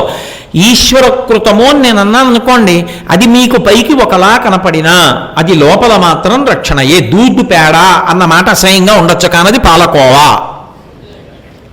ఈశ్వరుడు చేసే పనులు కూడా అంతే. ఏది చేయని శివుడు లయకారకుడు అని నేను అన్నాను అనుకోండి, అయ్యో బాబోయ్ చంపేస్తాడండి శివుడు అనకూడదు. లయకారకుడు అంటే స్వల్పకాలిక లయం, రాత్రి బాగా నిద్రపట్టేట్టు చేస్తాడు. ఒక్కరోజు శివానుగ్రహం పోనివ్వండి, నీ బతుకు తెలుస్తుంది బయటపడి. శివుణ్ణి నింద చేసేయడం తేలిక. నీ జోలికి నేనెందుకు రాను? రాత్రి నిద్ర పట్టించడం మానేస్తే 4 రోజులు. రాత్రి నిద్ర పట్టకపోతే పొద్దున్న అన్నమేం ఇస్తుంది, నిలబడ్డానికి ఓపిక ఉండదు. శివుడు లయకారకుడు అంటే స్వల్పకాలిక లయం, నిద్రనిస్తాడు. ఆత్యంతిక ప్రళయం జ్ఞానం ఇస్తాడు. మహాప్రళయంలో సమస్త భూతములను తనలోకి తీసుకుంటాడు. ఎందుకు తీసుకుంటాడు? నువ్వు ఎలాగో నన్ను పొందట్లేదు, నేనే నిన్ను పొద్దేస్తానంటాడు. రెండింటికి ఏమిటి తేడా? వాడు ఎలాగో పాస్ అవడిహ 30 దగ్గర అయిపోతాడు. ప్రభుత్వమే మోడరేషన్ ఇచ్చి 5 మార్కులు వేసి పాస్ అయిపోయేవాడిని. అలా ఈశ్వరుడే మైనపు ముద్ద నల్లపూసల మధ్యలో పడిపోయినట్టు వాటిని అంటించేసుకుంటాడు. అదే మహాప్రళయం. కొంతకాలం విశ్రాంతినిస్తాడు. ఎన్నాళ్ళు తిరుగుతావురా శరీరాల్లోకి, విశ్రాంతి తీసుకో, కొంతకాలం పోయాక వెడుదుగానిలే అని అంటి పెట్టుకుని ఉంచుకుంటాడు. ఇప్పుడు అందులో కారుణ్యం ఉన్నదా, క్రౌర్యం ఉన్నదా? అందుకే ఈశ్వర కార్యమునందు క్రౌర్యముండదు, అది భక్తికి పరాకాష్ఠ. ఈ మాట ఎవడనగలడో వాడు అసలు భగవంతుని యొక్క చేష్టితములను అర్థం చేసుకున్నవాడు అని గుర్తు. లేకపోతే ఏమవుతుందంటే భక్తి ఇంకా మిడిమిడి స్థాయిలో ఉండిపోయింది అనుకోండి, ఎప్పుడూ భయమే చూస్తాడు ఈశ్వరుని యందు కూడా. ఎందుకని అంటే పిల్లాడికి కొంచెం ఒళ్ళు వేడిగా ఉందనుకోండి, ఏమో అప్పుడు అది చేశాను, అప్పుడు ఇచ్చేశాను, బల్ల మించి తెచ్చుకోలేదుగా, బల్ల కింద నుంచి తెచ్చాను, ఇప్పుడు అది ఏం చేస్తుందో, కట్టి కుడిపేస్తుందేమో, వాడు ఎవడో అప్పుడు అదేదో చెప్పాడు ఉపన్యాసం, ఇప్పుడు పిల్లాడికి ఏమైనా అవుతుందేమో. ఎందుకు భయం అంటే నువ్వు అలా తెచ్చావు కాబట్టి ఈశ్వరుడిది గుర్తెట్టుకుని ఇప్పుడు ఏమైనా చేసేస్తున్నాడేమో నా కొడుకుని భయకారకం అవుతుంది. ఎప్పుడు సరి అయిన అవగాహన లేనప్పుడు. కొంతమంది చూడండి, నేను కొంతమంది అని ఇప్పుడన్నా నన్ను అనుకోండి, సోమవారం శివాలయానికి ఎడతాడు, మంగళవారం ఆంజనేయ స్వామి గుడికి ఎడతాడు, బుధవారం అయ్యప్ప గుడికి ఎడతాడు, ఏదో గురువారం వచ్చింది అంటే సూర్య భగవానుడి దేవాలయానికి ఎడతాడు, లేకపోతే గురుస్వరూపం శంకర భగవత్పాదులు ఎక్కడైనా దేవాలయంలో ఉపాలయాలుగా ఉంటే అక్కడికి ఎడతాడు, ఎక్కడ గురుస్వరూపం ఉంటే అక్కడికి ఎడతాడు, శుక్రవారం ఉంటే అమ్మవారి గుడికి ఎడతాడు, శనివారం ఉంటే వెంకటేశ్వరుడి గుడికి ఎడతాడు, ఆదివారం ఉంటే సూర్యుడి గుడికి ఎడతాడు, మంచిదే. ఓ మంగళవారం ఆంజనేయ స్వామి గుడికి వెళ్ళడం వాడికి కుదరలేదు, కానీ ఆ రోజల్లా వాడికి ఏమిటో భయమే. ఏమిట్రా ఎందుకయ్యా అలా ఉన్నావు అంటే, ఏం ఇవాళ ఆంజనేయ స్వామి గుడికి వెళ్ళలేదు కదండి, అంతా ఇలాగే ఉందంటాడు. అంటే అదే పని ఆయనకి, ఇంకా రాని వాళ్ళని వదిలేశాడా? ప్రతి వారం వచ్చేవాడు రాలేదని చెప్పి ఆయన మీద కక్ష పెట్టుకుని ఆయన తన్ను పడిపోయేటట్టు అవన్నీ చేస్తుంటాడు. అదే హనుమ చేసే పని. అదైతే ఇంకా రామాయణంలో హనుమకి వైభవం ఏంటంటే ఇంక చిరంజీవిత్వం ఎందుకంటే రాముడు ఇవ్వడం. అది మిడిమిడి భక్తి. అది భక్తి పండనప్పుడు ఏమవుతుందంటే ఈశ్వర చేష్టితము అర్థం కాదు. ఈశ్వరుడు నీ యందు ఏది చేసినా నీ రక్షణ కొరకే. అందుకే ఒక్కొక్క నాడు ఆయన ఏ కోరిక తీర్చలేదనుకోండి మంది, అది కూడా ఈశ్వరానుగ్రహమే. నేనేదో కోరిక కోరాను ఈశ్వరుణ్ణి, నాకు ఆ కోరిక ఆయన తీర్చలేదు. ఆయన తీర్చలేదు అంటే ఆ కోరిక తీరితే నేను పాడైపోయే అవకాశం ఏదో ఉందన్నమాట, అందుకు తీర్చలేదు ఆయన. అలా అనుకున్నవాడు ఎవరో వాడు భక్తుడు. అన్నీ ఈశ్వరుడు వచ్చి ఏమనుకోకోయి కోటేశ్వరరావు పాప నువ్వు షట్పది చెప్పావు కానీ ఇది అడిగావు నేను ఇవ్వలేకపోతున్నాను, ఇది ఇస్తే నువ్వు పాడైపోతావో అందుకు ఇవ్వట్లేదు, ఏమనుకోకే అని ఆయన కూడా వేళ్ళు విరుచుకుని 30 మాటలు చెప్పడానికి మన ఇంటి పాలేరు కాడు. ఆయన నాకు చెప్పక్కర్లేదు, నేను అనుకున్నది చేయకుండా ఉండి నన్ను రక్షిస్తాడు. అది పరిపాల్యో. ఇది ఇస్తే మంచిది అనుకుంటే ఇస్తాడు. వీడు షట్పది చెప్తే మంచిది, ఒళ్ళు దగ్గర పెట్టుకుని గుర్తెట్టుకుని జీవితం మార్చుకుంటాడు అనుకుంటే నాతో షట్పది చెప్పిస్తాడు. అక్కర్లేదు, వీడితో ఇంకోటి ఏదో చెప్పిద్దాం అనుకుంటే అది చెప్పిస్తాడు. కాబట్టి పరిపాల్యో, ఆయన ఏది చేసినా రక్షణయే తప్ప ఈశ్వర చేష్టితమునందు బెంగ పెట్టడం బాధ పెట్టడం అన్న మాటలు ఉండవు. అది పరిణితి లేక మనం పొందుతున్నాం అంతే. కాబట్టి ఆయన స్వరూపమేమి భయమును పోగొట్టుటే ఈశ్వరుని యొక్క స్వరూపము. అది అర్థమైన వాడైతే ఇంకోలా మాట్లాడతాడు. అందుకే రామదాస్ గారు అన్నాడు, తక్కువేమి మనకు రాముండొక్కడుండు వరకు అన్నాడు. ఎక్కడ కారాగారంలో పెడితే తక్కువేమిట్రా నాకు, రాముడొక్కడు నా దగ్గర ఉన్నాడు చాలు, భయం ఎందుకురా అన్నాడు. కాబట్టి ఈశ్వర చేష్టితము ఎన్నడూ రక్షణ హేతువే తప్ప బాధాకరము కాదు. అందుకని ఈశ్వర మీరు అవతారం ఎప్పుడైనా తీసుకుంటున్నారు అంటే ఈ భూమిని కాపాడుతుంటారు. ఈ భూమిని కాపాడకపోతే మరి మిగిలిన వాళ్ళు ఏమైపోతారు? ధర్మం పట్టుకున్న వాళ్ళు భక్తులు ఏమైపోతారు? భూమిని కాపాడి పాపులను తొలగిస్తాడు. ఆ తొలగించినప్పుడు వాళ్ళని చంపేశాడని అర్థం చెప్పకూడదు. అందులో కూడా అనుగ్రహమే ఉన్నది అని గుర్తుపెట్టుకోవాలి. అందుకే ఈశ్వరుడి వైపు నుంచి మాట్లాడినా దేశభక్తి వైపు నుంచి మాట్లాడినా నిరుత్సాహపూర్వకంగా ఎన్నడూ మాట్లాడరాదు. ఈ రెండిటి విషయంలో కూడదు. ఎందుకని అంటే ఏ కారణం చేత దేశభక్తి తగ్గడానికి వీల్లేదు, ఏ కారణం చేత ఈశ్వర భక్తి తగ్గడానికి వీల్లేదు. ఈ రెండు ఉన్నాయి. నీ కుటుంబంలో తల్లిదండ్రుల మీద భక్తి కూడా సహజంగా నిలబడిపోతుంది. మూలాల్ని ఛేదించకూడదు ఎన్నడూ కూడా. అది సంస్కృతికి చాలా ప్రధానం. దేశమాత అంటే ప్రేమించడమే మంచి మాటే, ఇంకొక మాట ఉండకూడదు. అలాగే భగవంతుడు ఎప్పుడూ ఈశ్వరుడి వైపుకి నడిచేటట్టుగా మాట్లాడాలి. పునశ్చోత్తమ సంతవాది. నువ్వు చెప్పిన ఏ ఒక్క మాట వల్ల ఎవడు ఈశ్వరుడి వైపు అడిగేయడానికి భయపడకూడదు, అలాగే మాట్లాడాలంతే. కాబట్టి శంకర భగవత్పాదులు ఒక్క శ్లోకం చేశారు అంటే అందులో ఒక గురుస్థానంలో కూర్చుని మాట్లాడడానికి తగిన అర్హత ఏమిటో ఆయన ప్రకాశింపచేస్తుంటారు. అందుకని పరమేశ్వర పరిపాల్యో, ఈశ్వర మీరు ఇన్ని అవతారములు ఎత్తారు. ఎందుకు? సరదా కోసం కాదు. ఇవన్నీ కూడా భూమి ప్రార్థన చేస్తే వచ్చే రక్షణ మాత్రమే చేశారు. ఇంకొక మాట ఆయన వాడటం లేదు శంకరాచార్యుల వారు. కాబట్టి మత్స్యాదిభిరవతారై అవతారవతావతా సదా వసుధాం.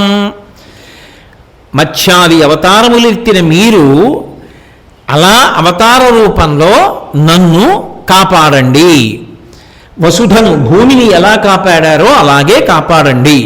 పరమేశ్వర పరిపాల్యో, ఈశ్వర నన్ను రక్షించండి. ఒక్క మాట చాలు, నన్ను పరిపాలించండి. ఈ పరిపాలించండి అన్న మాటకి విస్తృతి ఎక్కువ. ఎందుకని అంటే ఇప్పుడు ప్రభుత్వం ఏదో చట్టం చేస్తుందండి, అది నాకు ఆమోదయోగ్యంగా ఉండకపోవచ్చు, వ్యక్తిగా నాకు ఇష్టం ఉండకపోవచ్చు, కానీ నేను దాన్ని పాటించి తీరవలసింది. ఎందుకని అంటే ప్రభుత్వానికి సార్వభౌమాధికారం ఉంది. సర్వసత్తాక ప్రజాస్వామిక గణతంత్ర రాజ్యము సార్వభౌమ రాజ్యము అని కదా పిలుస్తాం. ప్రభుత్వానికి సార్వభౌమాధికారం ఉంటుంది. అంటే అది ఒక చట్టం చేస్తుంది, మీరు ఇలాగే ఉండాలి. ఏదో ఒక్కొక్కరికి 20 ఎకరాల కన్నా ఎక్కువ ఉండడానికి వీల్లేదు అందనుకోండి. 200 ఎకరాలు ఉన్నవాడికి బాధగా ఉండొచ్చు, 180 ఎకరాలు పోయిందంటే మరి బాధగా ఉండదండి, ఉంటుంది. వ్యక్తిగా వాడికి ఆ చట్టం ఇష్టం లేకపోవచ్చు, కానీ ఒకడికి ఇష్టం లేదేమో, కానీ 1 కోటి మంది సంతోషపడుతున్నారు. ప్రభుత్వానికి ఏం కావాలంటే ఎక్కువ మంది సంతోషాన్ని దృష్టిలో పెట్టుకుంటుంది, అందరూ బాగుపడడాన్ని దృష్టిలో పెట్టుకుంటుంది.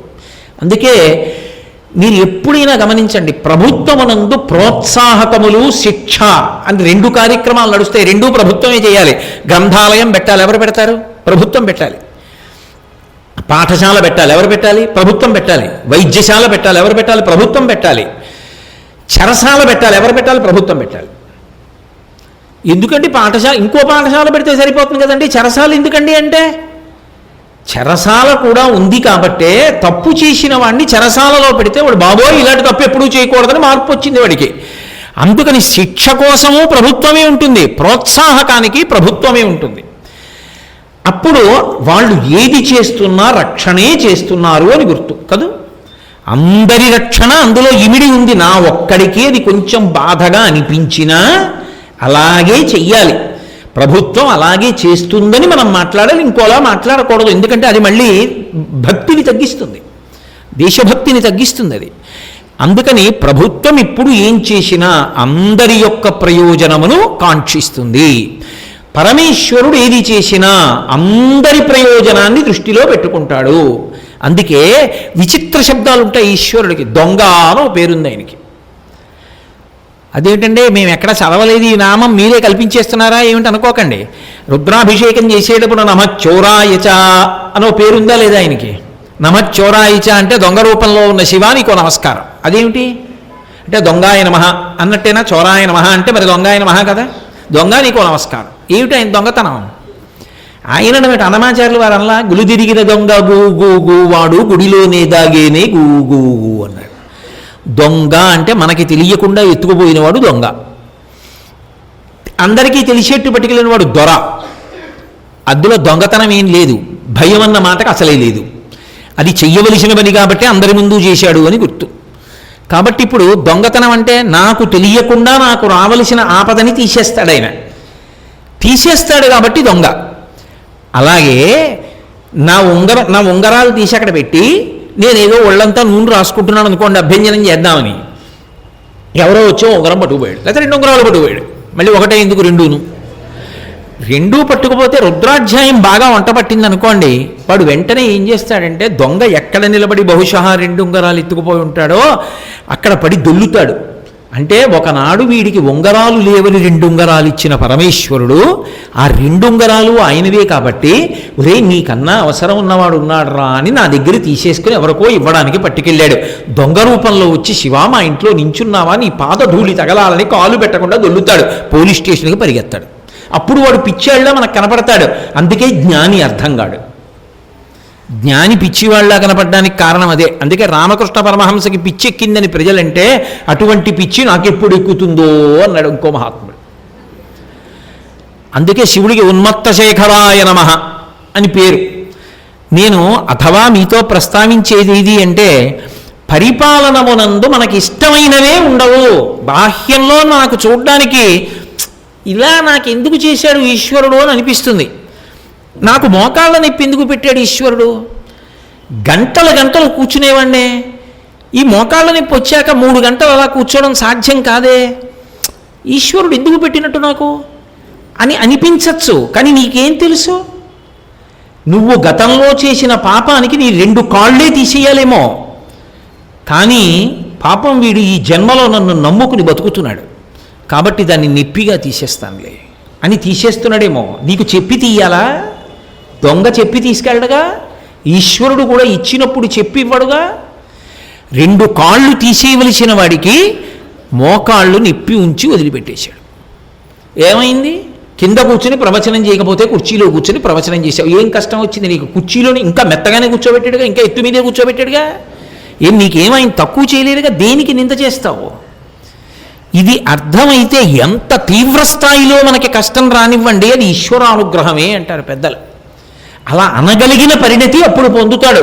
ప్రభుత్వ పరిపాలన మనకు, ఈశ్వర పరిపాలన మనకు తేడా సూక్ష్మంగా చెప్పడం కష్టం. రెండిటిని సక్రమంగా అర్థం చేసుకుంటే ఆయన ఇచ్చినదంతయు రక్షణయే. నాకు కష్టం వచ్చిందనుకోండి, పైకి అయ్యో ఇదేంటి ఇలాంటి కష్టం వచ్చిందనిపించవచ్చు, తర్వాత అలవాటు అవుతుంది. ఓ చూసావా ఎంత గొప్ప అనుభవం ఇచ్చాడో, ఈ అనుభవం వల్ల మనం ఎలా ఉండాలో ఓ కొత్త విషయం ఒకటి అర్థమైంది జీవితంలో అని ఒక కష్టాన్ని ఇచ్చి కష్టం ద్వారా ఓ కొత్త అనుభవాన్ని మీకు ఇచ్చి ఆ అనుభవం చేత మీ యందు పరిణితి పొందేటట్టు చేస్తాడు. ఎప్పుడు ఆయన మనకు రక్షకుడే అని అంగీకరించగలిగితే, ఇది అడిగాడు ధూర్జటందుకే. ఏమని అడిగాడంటే, నాకు అది ఇది అనగలేదు, నువ్వు చేసిన దానివల్ల ఏదొచ్చినా ఏది పోయినా నాకు కావలసింది నీ పాదబలయందు భక్తి, అవి నాకు భూషణములే. లోకుల్నంగని మెచ్చని అలుగని లోలోన నిందించని చీకాకుంబడని మహాత్ముడనని జేలొగ్గని మూకీభావమునం తిట్టని త్రోయని నీ కారుణ్యము కలిగి ఉండినను అంతే చాలునో శంకర. ఇది పరమేశ్వర పరిపాల్యో. ఈ పరిపాలన అన్న మాట యొక్క స్థాయి ముందుకు వెళ్ళినప్పుడు ఏమవుతుందంటే, ఏదైనా ఒక కష్టాన్ని అనుభవించవలసి వస్తే మీరు బాగా పట్టుకునే ప్రయత్నం చెయ్యండి, హేతువు కంటి ముందు కనబడుతుంది. హేతువుకి కారణమైన వాడు కంటి ముందు కనబడడు. నేను మీతో ఒక ఉదాహరణ చెప్పాలంటే, ఏదో ఒక పెద్ద ప్రమాదం జరిగిందో చోట, ఆ ప్రమాదంలో ఎవరికో ఓ చెయ్యి విరిగిపోయింది. ఆ చెయ్యి విరిగిపోయింది కాబట్టి, లేదా 2 చేతులు విరిగిపోయాయి, ఆయనకి 2 చేతులు కట్లేశారు. ఇప్పుడు ఆయన ఏదో చెయ్యవలసిన ప్రధానమైనటువంటి కార్యం చెయ్యలేకపోయాడు, పెళ్ళికొడుకు అనుకోండి. 2 చేతులు విరిగిపోయి కట్లేస్తే తాళి కట్టడం ఎలా, ఆచమనం ఎలా, జీలకర్ర బెల్లం ఎలా, ఇప్పుడు ఎలా చేసుకుంటావా పెళ్ళి అన్నారు. దానికి మళ్ళీ పక్కన ఎవరికో వాళ్ళకి ఆథరైజేషన్ ఇవ్వడం కుదరదు కదా, ఆయనే కట్టాలి, ఆయనే జీలకర్ర బెల్లం పెట్టాలి. పోన్లేండి అయితే ఓ 3-4 నెలలు పోయిన తర్వాత కట్టిప్పాక చేసుకుంటాను, ఈలోగా పుష్కరాలు వచ్చాయి. ఇప్పుడు వాడు ముందు ఎవరిని వదిలేయడానికి ప్రయత్నిస్తాడు నాకు చెప్పండి? వాడికి తేరగా దొరికేది ఏమిటంటే ఈశ్వరుడు ఒక్కడే. వాడికి ఎందుకు చెయ్యితులు విరిగాయన్న విషయాన్ని పక్కన పెట్టండి.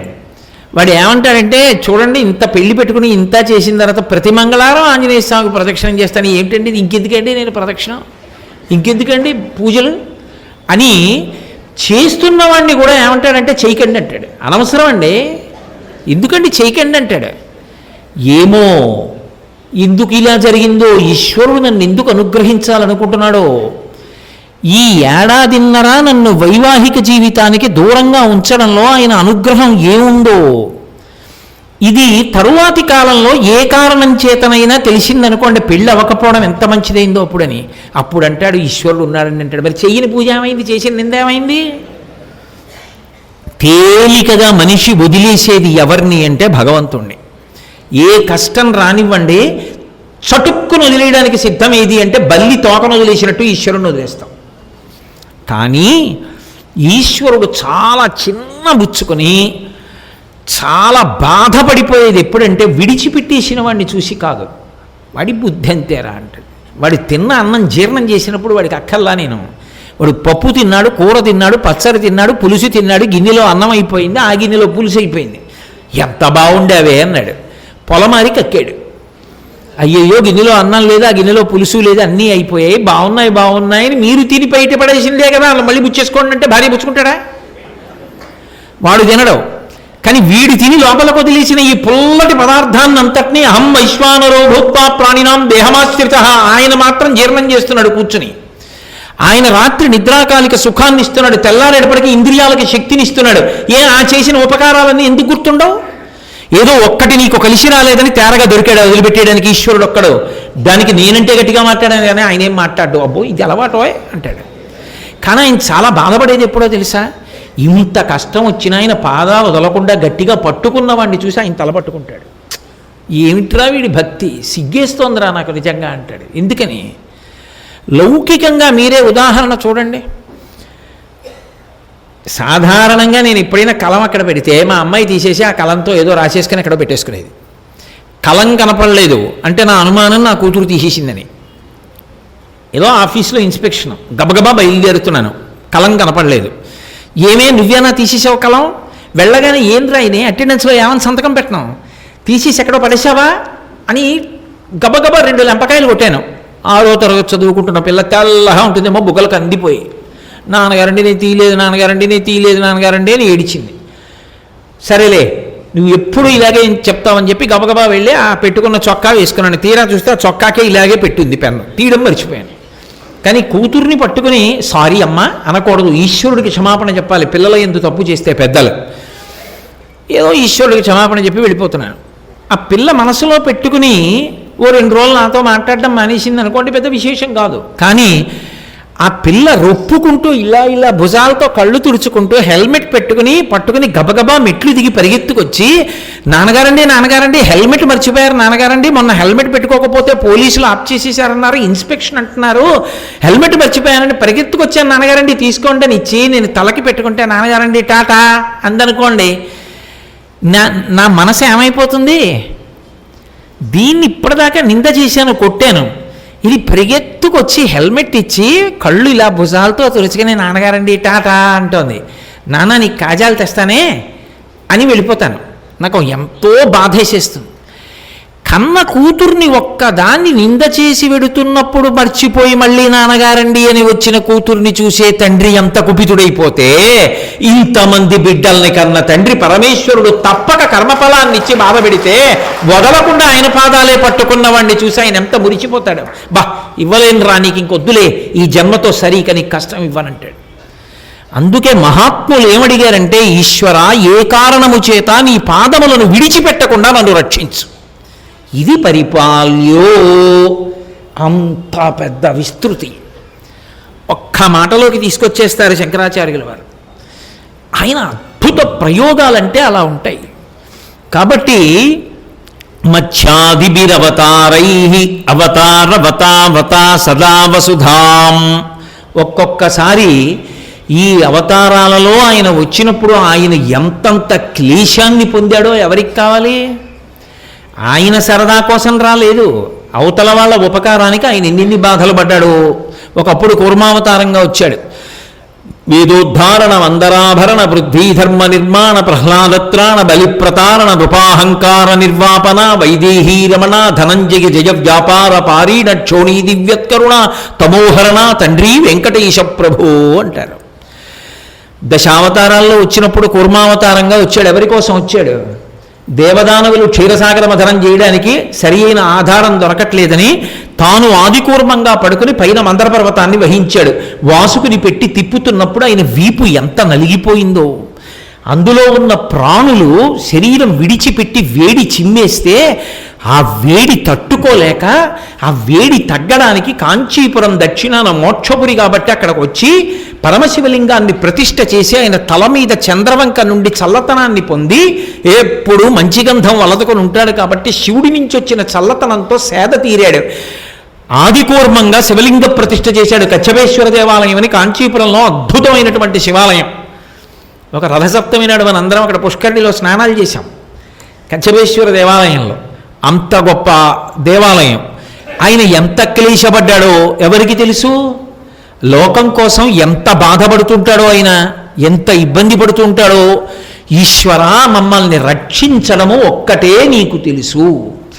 అటువంటి ఈశ్వర వసుధని ఎలా రక్షిస్తున్నావో అలా నన్ను రక్షించు. పరమేశ్వర పరిపాల్యో. మంచిదేనయా, భూమి పిలిచి చెప్పింది నాకు ఈ బాధ ఉందని. నీకే బాధ ఉంది? భూమి అంటే అంది, పాపులు నా మీద ఎక్కువైపోయారు, ఎక్కువైపోయిన కారణం చేత నేను భరించలేకపోతున్నాను, భరించలేకపోతే తాపం కలుగుతుంది. తాపము అంటే వేడి. బస్తా బియ్యం తలకెత్తారనుకోండి, ఎత్తితే ఎంత తాపం అండి. నేను ఒకప్పుడు ఆ రోజుల్లో సైకిల్ మీద వెళుతుండేవాడిని. నేను ఓసారి సైకిల్ మీద వెళ్ళిపోతున్నాను, ఓ చిన్నపిల్ల, అది పెద్ద జనులు మసిలేటటువంటి దారి కాదు, అలాంటి చోట ఉండేది మా ఆఫీసు సాలకోటలో. నేను వెళ్ళిపోతుంటే ఓ పిల్ల ఏడుస్తోంది. ఆ పిల్ల చేతిలో ఇలా అడ్డంగా ఓ 20 కట్టె పుల్లలు ఉన్నాయి. అమ్మాయి ఇలా పట్టుకుని ఏడుస్తూ నించుంది. నేను అనుకున్నాను ఏదో అయింది అమ్మాయికి అనుకుని సైకిల్ దిగి, ఏమ్మా ఎందుకు ఏడుస్తున్నావు అన్నాను. ఇవి మొయ్యలేకపోతున్నానండి అంది. కింద పారాయి అన్నాను. కింద పారేస్తే మళ్ళీ వేసేవాళ్ళు ఎవరండి? నేను ఇంటి దాకా పట్టుకెళ్ళాలిగా.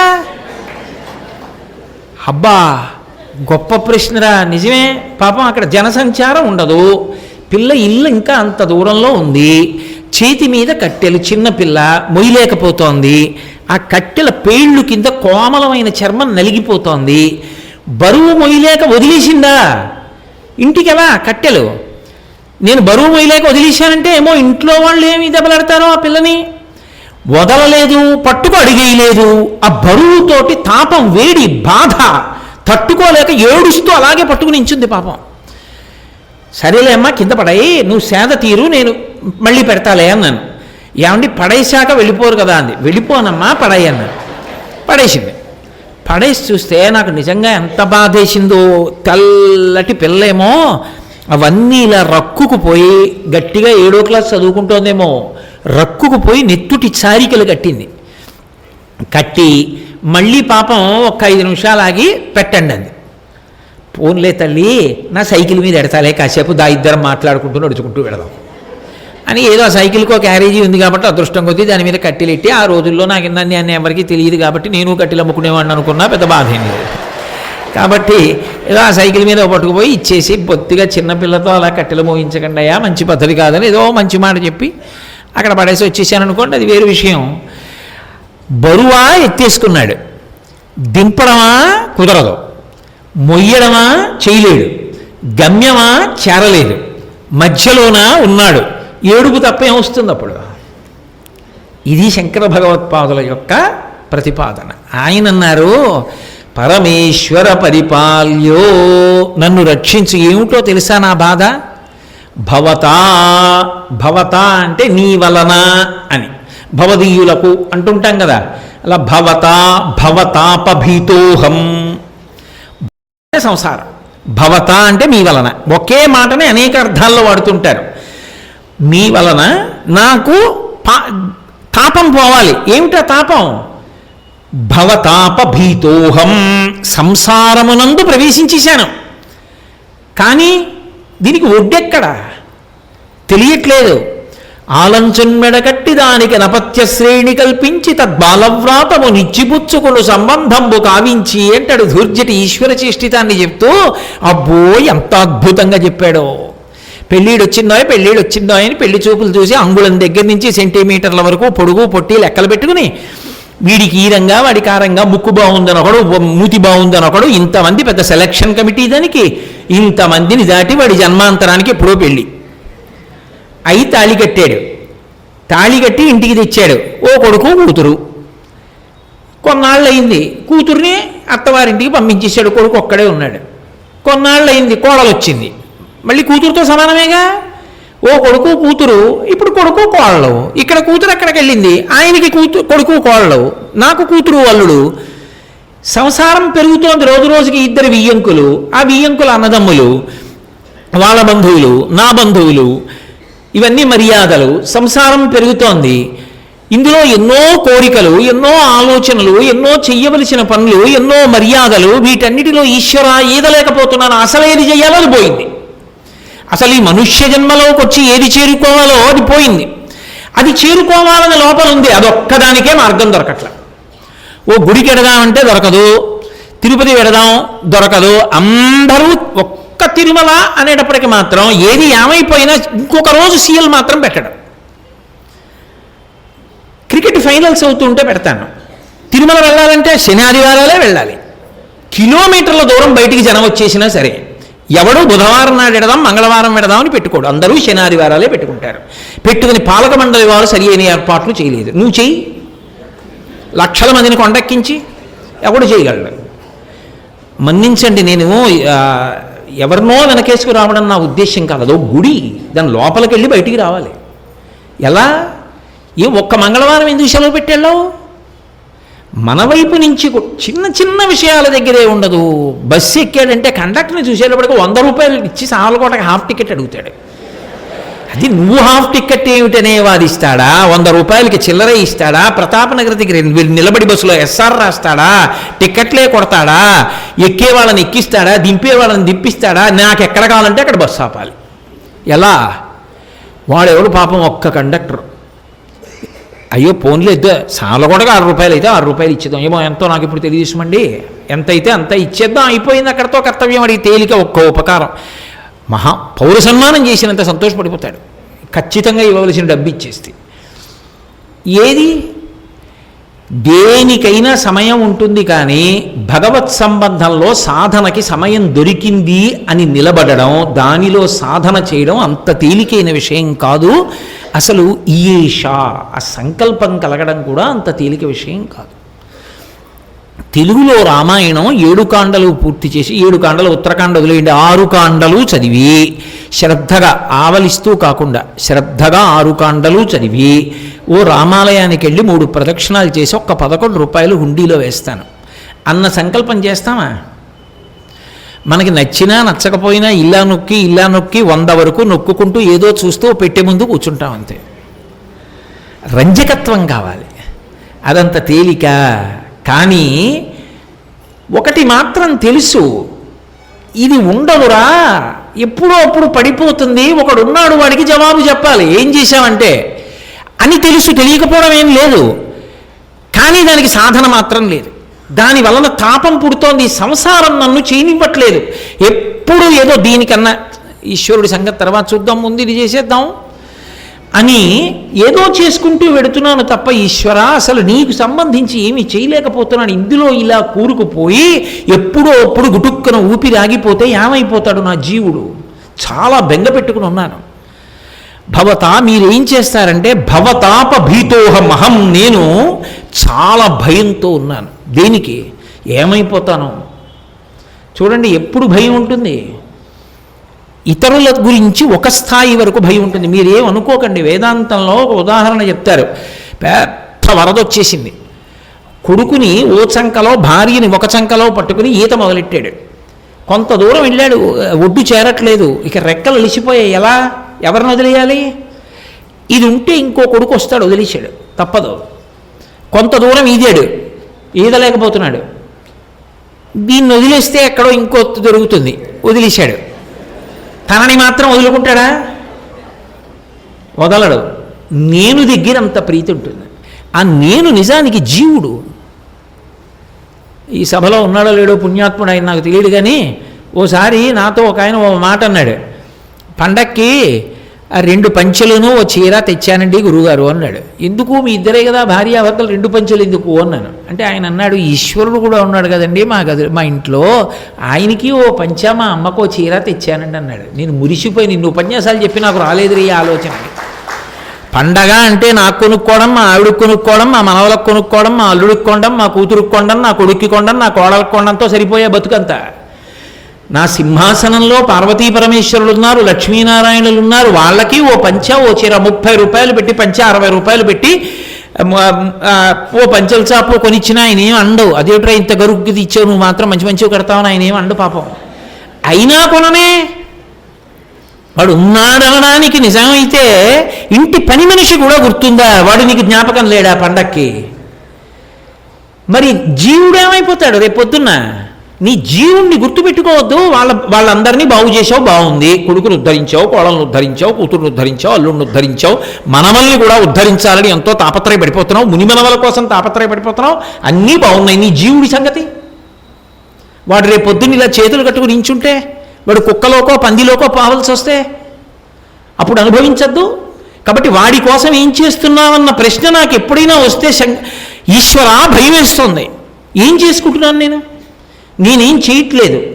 కాబట్టి పరమేశ్వర పరిపాల్యో, ఈ సంసార భయము నుండి నన్ను ఉద్ధరించి నేను ధైర్యంగా వెళ్ళవలసిన మార్గంలో వెడుతూ, అంటే సంసారములను విడిచిపెట్టమని కాదు శంకరుల యొక్క ఉద్దేశం, సంసారములో ఉంటూ తరించగలిగిన రీతిలో ప్రవర్తించడం అంటే ధర్మమునందు అనురక్తి కల్పించి నన్ను కాపాడు. ఈ రక్షణ అన్నది నువ్వు చెయ్యగలవది, నాకు ఇష్టమా నాకు నెప్ప అన్నది వదిలి, నాతో చేయించడం మాత్రం నాకు నేర్పు, కాపాడు.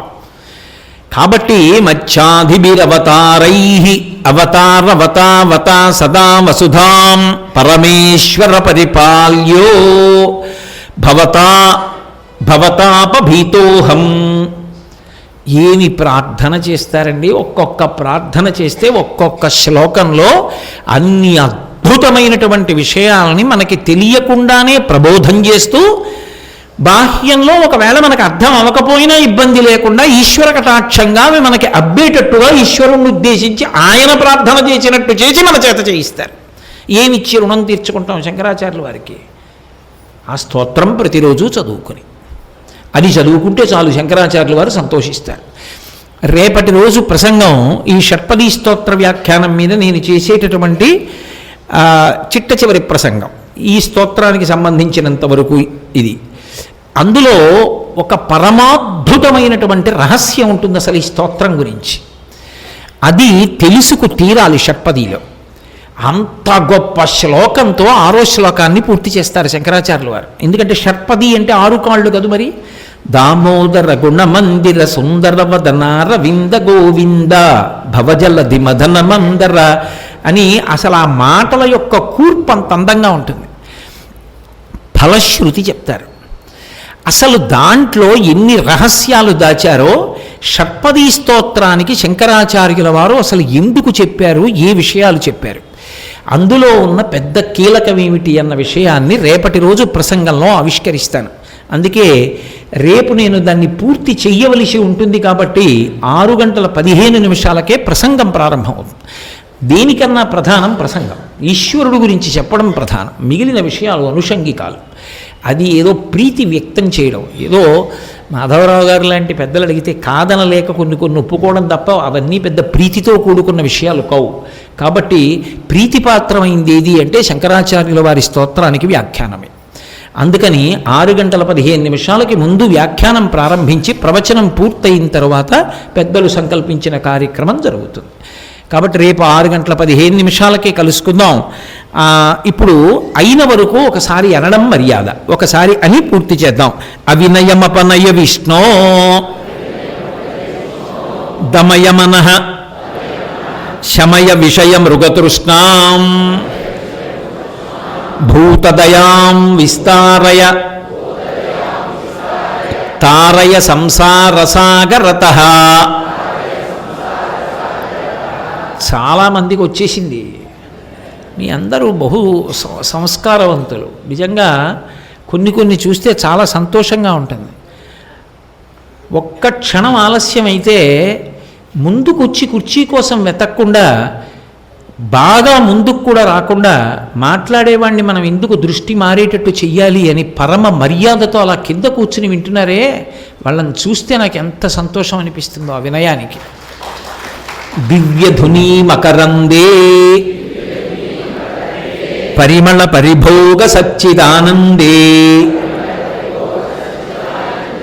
శ్రీపతి పదార విందే భవభయఖేదచ్చిదే వందే సత్యపి భేదాపగమేనాథ తవాహం నమామ కీనస్త్వం సాముద్రోహి తరంగః క్వచన సముద్రో నతారంగః ఉద్ధృతనగ నగభిదనుజ ధనుజకులామిత్ర మిత్ర శశిదృష్టే దృష్టే భవతి ప్రభవతి నభవతి కిం భవతిరస్కారః మత్స్యాదిభిరవతారైః అవతారవతావతా సదా వసుధాం పరమేశ్వర పరిపాల్యో భవతా భవతాపభీతోహం. మంగళాశాసనపరైః మదాచార్య పురోగమైః సర్వైశ్చ పూర్వైరాచార్యైః సత్కృతాయాస్తు మంగళం. మంగళం కౌసలేంద్రాయ మహనీయ గుణాత్మనే చక్రవర్తి తనూజాయ సర్వభౌమాయ మంగళం. ఉమాకాంతాయ కాంతాయ కామితార్థప్రదాయినే శ్రీగిరీశాయ దేవాయ మలినాథాయ మంగళం. సర్వం శ్రీ ఉమామహేశ్వర పరబ్రహ్మార్పణమస్తు. స్వస్తి.